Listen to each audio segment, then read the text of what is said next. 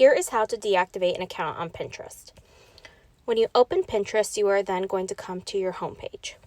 What you are going to do is you are going to click in the bottom right-hand corner where your profile image is. Click on that, and it'll come to your personal Pinterest page. From there, in the upper left-hand corner, you are then going to click on your profile image. This will come to your account. From there, you are going to go to under settings where it says account management.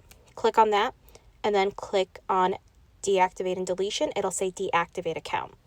So this will let you know that deactivating your account will mean that no one will see your Pinterest profile and it won't be linked to like your YouTube or Etsy or Instagram, but it will not permanently delete it. So if you click continue, it is going to ask you why you are leaving.